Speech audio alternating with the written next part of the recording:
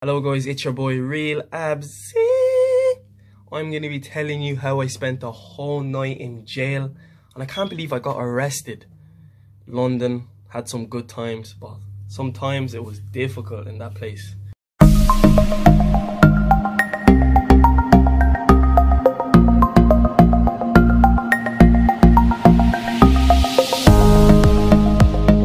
Guys, as some of you may not know, I actually lived in London for about 5 years. I left Ireland in like 2014 and I was in London till like 2019. London is a great experience, especially if you come from a small town like Navan. But one thing I will say though is the first couple of years it can be very overwhelming. Obviously I grew up in Navan. That's a tiny town. No big buildings, no major events every day. It's pretty quiet. Shops are closed by 6, 7 really, unless it's Tesco's or an off license. But Navan is such a quiet town. So when I moved to London to pursue my football, it was absolute madness. People busy on the streets, cars everywhere, underground trains. I didn't even know what an underground train was, but it was packed every single day. Like London at first, you know, when you're new to the place, you're just looking around everywhere. You're like, oh my God, this is amazing. Like, look at the size of these buildings. Look at the women. This is just different vibes completely. And first it was great, you know. I was working, you know, while I was playing semi-pro football. I was doing all I can to try and, you know, reach out to pro teams in England. It wasn't easy for me, you know, because when you don't have a CV, when you don't have an agent and you think you can just move to a country, it's not that easy. I know there's a lot of people who maybe come from Ireland or come from other countries and come to London because you're told that's where the football's at. But trust me, it's difficult. I had to find a part-time job. Luckily for me, you know, I was staying with my relatives. They're like friends of the family. And being a Nigerian, when you're staying with your relatives, it can be so tough because you need to make sure you're doing the right things. You need to make sure you're cleaning. You need to make sure you're just on your best behavior, because everything you do will go back to your parents. And Nigerian parents, they do not take the piss. It's serious with them. Like, you cannot embarrass them or shame them wherever you go. Because once your parents hear back from you, you're going to be hearing a call like, Abdin, where are you? What are you doing? Are you going to disgrace us? Are you stupid? Are you a dumb? Is that why you went to London, to be misbehaving? You don't want to hear any of that. But anyway, back to the story. So basically, I moved out eventually of my, you know, uncle and auntie's place. I got a nice place in an area called Walthamstow. For all you people that from London, you probably know that area. It's a nice area, you know, they got a good African market. And someone like me, I like places that have a good African markets because I like African food. Jollof rice, fried rice, iyon, pounded yam, eba. I like all of them foods, you know. Don't let me forget, bokoton, shaki. Those foods are the best. But basically, I was finding my feet. You know, I had a little small room. I was sharing it with about 4 different people. And they were all older than me. They were all in like their 40s and 50s. One was from Italy, 2 was from Spain, and 1 was from France. And there's some other crazy chap that lived upstairs. I lived on the down floor, but some crazy chap from Algeria. He was mental. The amount of times the police had to come in for this chap was crazy. But anyway, so now, you know, I've been working. I was working in Asda. And I was playing for a team called Waltham Forest at the time. So one day, you know, it's my day off from work. I don't have training. I decided, you know what, let me just get some stuff in Tesco's, you know, just for the next week. You know, I always like to prepare, you know, if it's going into the next week, I always like to, you know, buy my food, prep my stuff, you know, because them times I started trying to live, you know, that real fitness, nutrition lifestyle. I was going to the gym on a regular basis, so I was just trying to implement my daily plans, making sure everything's in order for the start of next week. So now basically, the first mistake I made, see, in London you hear a lot about gangs. When you open newspapers, you see some black kid in a hoodie, black hoodie, gang violence, knife violence, all these kids getting like chopped to bits every day. It's mental. And obviously in Nav and Dublin, like, yeah, you might hear a few stories of fellas getting in trouble, but it's never really that major, you know. So basically now, the worst mistake I made is I decided to leave my house and wear a black hoodie. All black. With the hoodie over my head. What was I thinking? I was so stupid. And then I stroll out of my house, you know. You know them days when you just feel good, you've had a nice shower, you know. You just stroll out of your house, you're like, yeah, I'm feeling it today, you know. And Walthamstow had some baddies. When I say baddies, I mean they had some baddies. They had some nice Afro-Caribbean mixed girls, you know. You know, I love my black women, you know what I'm saying? Something about that melanin skin tone, it just pops right into my eye, you know? So basically now, I'm on the way to Tesco's, and I'm someone, I really don't like when people are staring at me. So as I'm walking past a group of people, they're just looking at me as if like, I was on America's Most Wanted or something. I'm like, I just walk past them thinking like, don't know what they're staring at. But then as I'm about to enter Tesco, all of a sudden, I turn around and it's like 2 police officers come up in their car, literally like full speed, and they just stop the car right in front of me. It seemed like something out of Fast and Furious. I just couldn't believe it. I was like, this cannot be me. That's like the first thought that came into my head. This is not a movie. This cannot be me. This is not my life. What is going on? And then as I'm looking around, like, I'm looking at them like, what did I do? What did I do? And then they start approaching me. And like, the look on their face, it's like, ha, we got you. And I'm thinking, mate, like, what is going on? And then they tell me to turn around. And then they started checking my pockets if I had any weapons, a knife, you know. Look, all you fellas who are from London, you know, it's the typical thing. When you live in certain areas, like, at the time when I moved to Walthamstow, I didn't know East London, Walthamstow was really, like, that bad of an area. But as I started living there for a while, I started hearing a lot of news, reading the newspapers, kids getting stabbed in Walthamstow, all this kind of stuff. So I started to get the feeling like I wasn't living in the best area. So obviously, being a certain skin tone, and then you come on with a black hoodie and stuff, you know, at that time I didn't realize people could, like, you know, there could be a misconception of, okay, maybe I'm in gang or I did something wrong and stuff like that. So at the time I was so confused. And then one of the police officers looked at me and was like, yeah, we've had a call saying that there was a black kid with a knife that was walking around the neighborhood and he was attacking people on the street. And I'm like, what knife? I don't have a knife. You just checked me. I don't have a knife. So it can't be me. And I was getting angry. I was like, just because I'm wearing a hoodie doesn't mean that I'm the one fucking carrying a knife around the place. Like, it was actually pissing me off because I'm someone that have a lot of pride. You know, I come from a very strict background. I tend to, like, live the very, like, focused, you know, do things the right way kind of life. So for someone to accuse me of doing something like that, you know, and especially, like, compare you to some other people that do stuff like that, it was kind of annoying, you know. So basically now, I'm telling them I didn't do it. And I'm not really getting emotional, but, like, I'm kind of getting frustrated because Walthamstow has a lot of black people and a lot of Africans. So they're all walking past looking at me like, look at you, stupid boy. You are a disgrace. But they're not telling you that. But you can see it in their eyes, the way they're looking at you. It felt like you just felt ashamed. So they're telling me, oh, we're going to have to take you back to the police station, mate. You're going to have to follow us, mate. We don't believe you, mate. And I can't stand when people say that word, mate. Like, who's your mate? I don't know you. Like, oh my days, like, this story vexes me.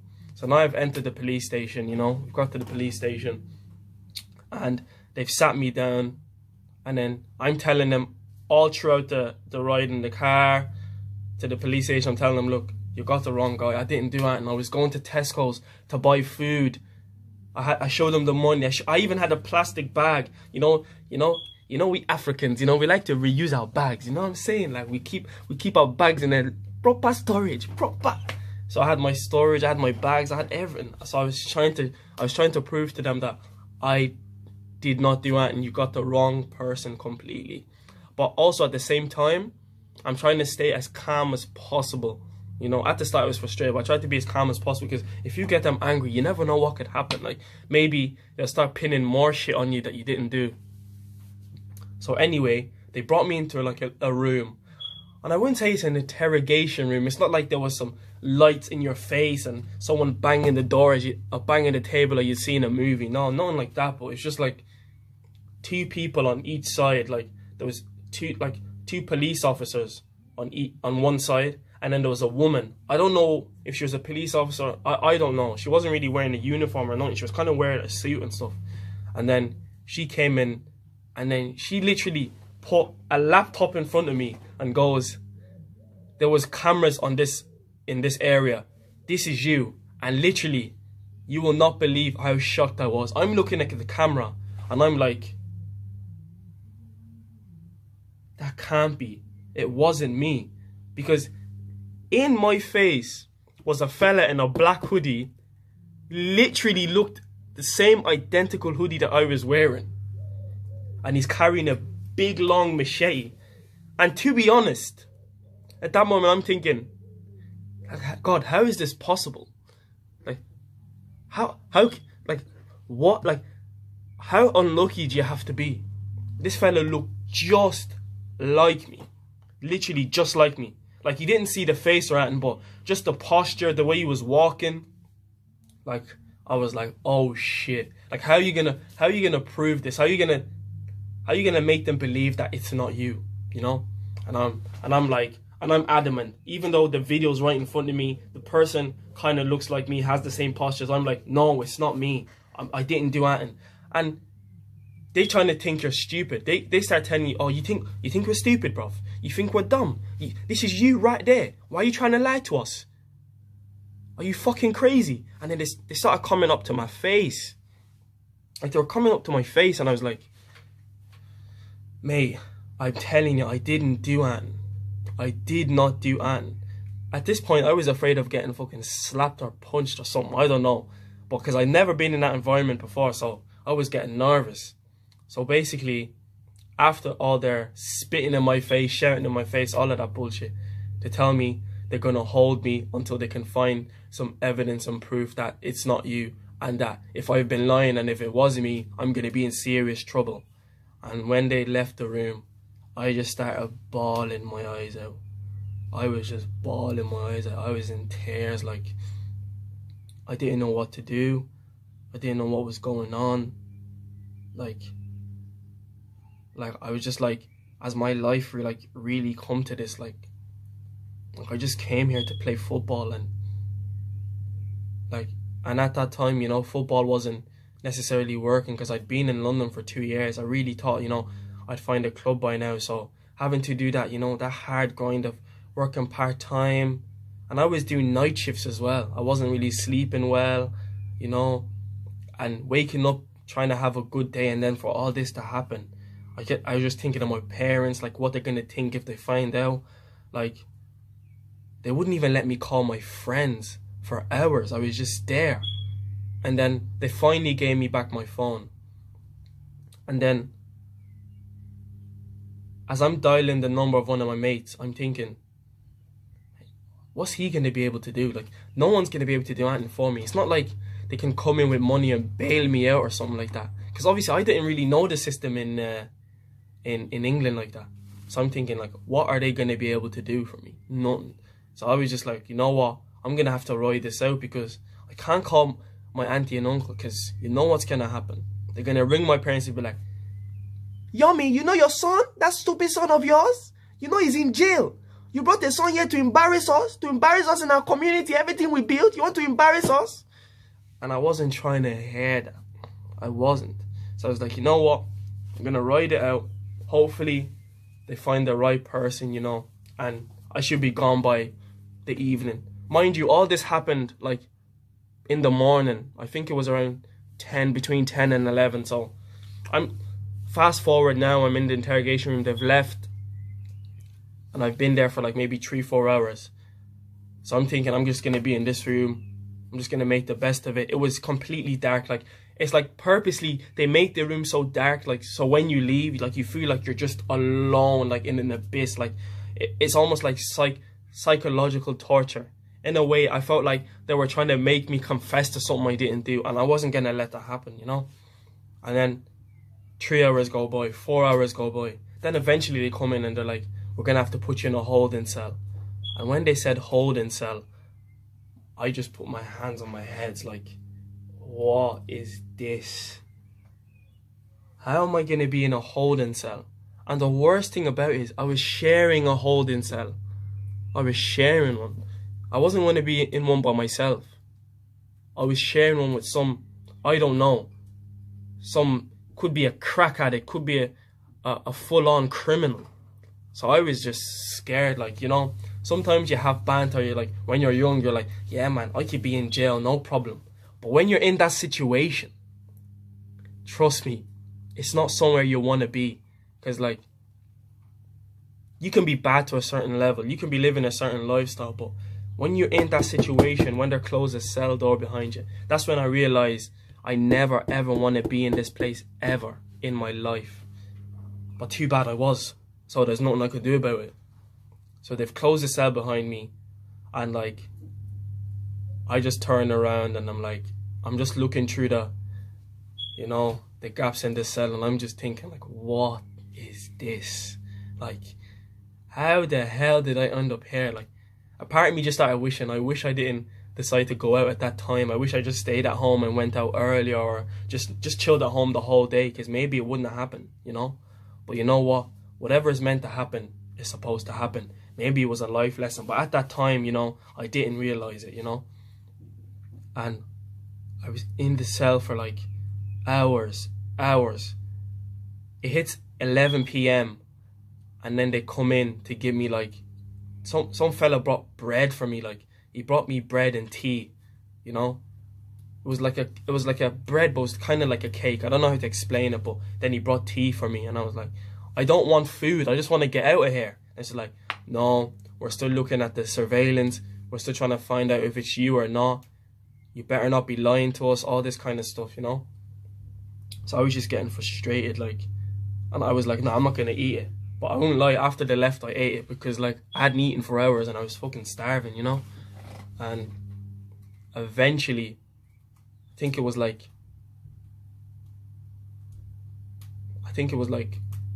1 o'clock, 2 o'clock. Like, they came in and they started talking to me, and they're like, yeah, we found out it's not you. We don't think it was you, and stuff like that. I was like, finally, thank you. Can I go home now? And then they were like, no, you have to fill out a form. You have to, and then they started asking me questions about whether I know the fella, all this kind of stuff, because just because some fella's walking around with a bloody sword in his hand and he's wearing the same clothes as me doesn't mean we're linked, you know? And they started asking me all these questions, and at this point I was already like in tears. I was already trying to prove to them, like, you know, like, you've already messed up my day, you fucked up my whole fucking day, and you don't want me to leave. And I was filling out all these forms, you know, they were still asking me all these questions, and I know this fella, this and that, and I was just emotionally drained at this time, you know? And I didn't end up leaving the prison until like 7 a.m, 8 a.m. And like, when I got home, I was just so like drained. Like, I just thought about everything that happened on that day, and it was just crazy. And it made me, like, you know, appreciate certain things, you know, like, because when you're in that moment, you're just thinking, oh, injustice. Like, just because I'm this, or just because I'm a certain color or wearing certain clothes, you thought, oh, I'm committing a crime. But then when I look back, I'm thinking, if you just happen to wear a certain clothes or be dressed in a certain way, or you give off a certain vibe, you could be the most harmless person, the nicest person. But when people living in a community that crime happens, like, who is to know?